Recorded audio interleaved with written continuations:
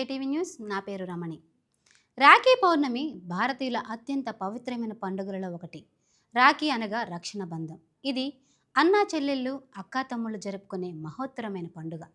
చెల్లి తన అన్నయ్య మహోన్నత శిఖరాలకు ఎదగాలని కోరుకుంటూ అన్నయ్యకు కట్టేదే ఈ రాఖీ. ఈ పండుగను ప్రతి సంవత్సరం శ్రావణ మాసంలోని పౌర్ణమి రోజున ఎంతో భక్తి శ్రద్ధలతో ఆనందోత్సాహాలతో జరుపుకుంటారు. దీన్ని రక్షాబంధన్ అని కూడా పిలుస్తారు.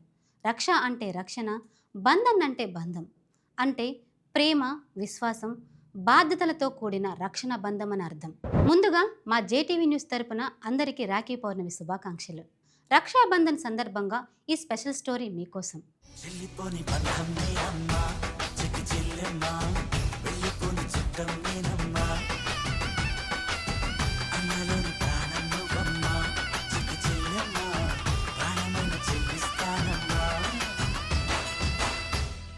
రాఖీ రోజున చెల్లెళ్ళు తన అన్న లేదా తమ్ముడి చేతికి రాఖీ అనే పవిత్ర దారాన్ని కట్టి అతని ఆయురారోగ్యాలు సుఖ సంతోషాల కోసం దేవుణ్ణి ప్రార్థిస్తుంది.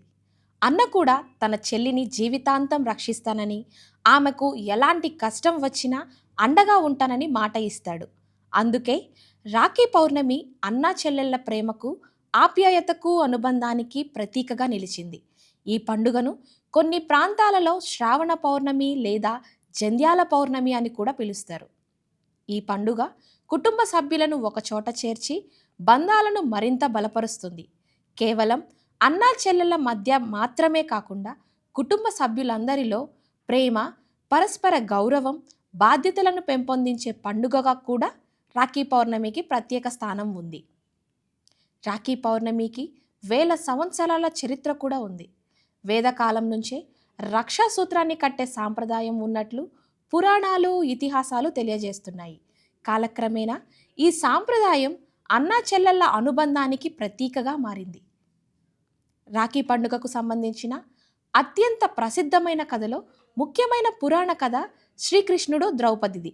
ఒకసారి శ్రీకృష్ణుడు వేలికి గాయమయ్యి రక్తం కారుతుండగా ద్రౌపది వెంటనే తన చీర కొంగులోని ఒక ముక్కను చించి ఆయన వేలుకు కట్టింది. ద్రౌపది చూపిన ఆ ప్రేమ, ఆప్యాయతను గుర్తుంచుకున్న శ్రీకృష్ణుడు ఆమెను ఎల్లప్పుడూ రక్షిస్తానని మాట ఇచ్చాడు. అనంతరం కౌరవ సభలో ద్రౌపది అవమానానికి గురైనప్పుడు శ్రీకృష్ణుడు ఆమెను కాపాడాడని మహాభారతంలో పేర్కొనబడింది. ఈ సంఘటన రాఖీ పండుగలోని రక్షణ భావానికి ప్రతీకగా భావించబడుతుంది. మరో పురాణ కథ ప్రకారం దేవతలకు, రాక్షసులకు మధ్య జరిగిన యుద్ధంలో దేవేంద్రుడు ఓటమికి గురయ్యే పరిస్థితి ఏర్పడింది. అప్పుడు ఆయన భార్య శచీదేవి ఒక పవిత్రమైన రక్షాదారాన్ని దేవేంద్రుడి చేతికి కట్టి విజయాన్ని కోరుతూ ప్రార్థించింది. ఆ తరువాత దేవేంద్రుడు యుద్ధంలో విజయం సాధించాడని పురాణాలు చెబుతున్నాయి. అప్పటి నుంచి రక్షా సూత్రాన్ని కట్టే సాంప్రదాయానికి మరింత ప్రాధాన్యం లభించింది. అలాగే యమధర్మరాజు యమునకు సంబంధించిన కథ కూడా ప్రసిద్ధి చెందింది. యమున తన సోదరుడు యముడికి రాఖీ కట్టి అతని దీర్ఘాయుష్యును కోరిందని, ఆమె ప్రేమకు సంతోషించిన యముడు ప్రతి సంవత్సరం తన సోదరిని దర్శిస్తానని వరం ఇచ్చాడని చెబుతారు.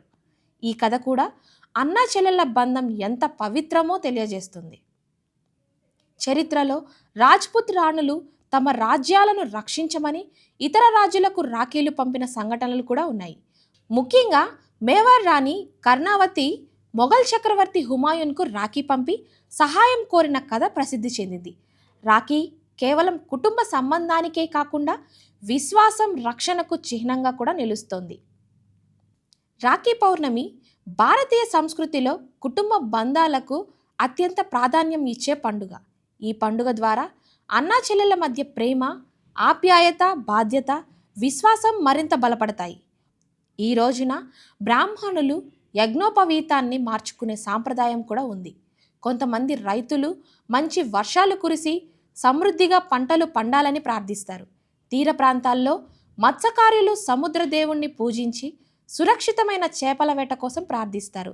ఇలా ఒక్కో ప్రాంతంలో ఒక్కో విధంగా ఆచారాలు ఉన్నప్పటికీ అందరి ఉద్దేశం శుభం, రక్షణ, సౌభాగ్యం, సుఖశాంతులే. రాఖీ పౌర్ణమి రోజు మహిళలు వారి సోదరుల ఇంటికి వెళ్ళి ముందుగా తమ సోదరుడికి కుంకుమ బొట్టు పెట్టి తరువాత తలపై అక్షింతలు వేయడం ఆనవాయితీ. ఇక రాఖీ కట్టే ముందు యోనా బద్ధో బలిరాజా దానవేంద్రో మహాబలః తేన త్వామభి బద్నామి రక్ష మాచల మాచల అనే శ్లోకాన్ని చదివి రాఖీ కడతారు. అనంతరం సోదరి తన అన్నకి హారతి ఇచ్చి ఒకరికొకరు స్వీట్లు తినిపించుకుంటారు. రాఖీ రోజు అందరూ కొత్త బట్టలు ధరించి పిండి వంటలు తింటూ సంతోషంగా గడుపుతారు. ఈ సంవత్సరం రాఖీ పౌర్ణమి ఉదయం 5:57 నుండి 9:48 వరకు రాఖీ కట్టడానికి అత్యంత అనుకూలమైన సమయంగా పండితులు పేర్కొన్నారు. నేటి కాలంలో పర్యావరణ పరిరక్షణకు ప్రాధాన్యం పెరుగుతున్నందున సహజ పదార్థాలతో తయారైన పర్యావరణ హిత రాఖీలను ఉపయోగిస్తున్నారు. విత్తనాలతో తయారైన రాఖీలను నేలలో నాటి మొక్కలుగా పెంచడం వంటి మంచి కార్యక్రమాలు కూడా చేపడుతున్నారు. దీని ద్వారా ప్రకృతిని కాపాడాలనే బాధ్యత కూడా ఈ పండుగ గుర్తు చేస్తోంది. రాఖీ రోజు దూరంగా ఉన్న అన్నా చెల్లెళ్ళు కూడా ఒకరినొకరు గుర్తు చేసుకుని శుభాకాంక్షలు తెలియచేసుకుంటారు. పోస్ట్ ద్వారా, కొరియర్ ద్వారా లేదా ఆన్లైన్లోని రాఖీలు పంపించుకోవడం ద్వారా ఈ సాంప్రదాయాన్ని కొనసాగిస్తున్నారు. సాంకేతికత ఎంత అభివృద్ధి చెందినా ఈ పండుగలోని ప్రేమాభిమానులు మాత్రం ఎప్పటికీ మారవు. రాఖీ పౌర్ణమి కేవలం ఒక సాంప్రదాయ పండుగ మాత్రమే కాదు, ఇది ప్రేమ, రక్షణ, కుటుంబ ఐక్యత, భారతీయ సంస్కృతి, మానవ విలువలకు ప్రతీక. ప్రతి ఒక్కరూ ఈ పండుగలోని గొప్ప సందేశాన్ని అర్థం చేసుకొని కుటుంబ బంధాలను మరింత బలపరుచుకోవాలి.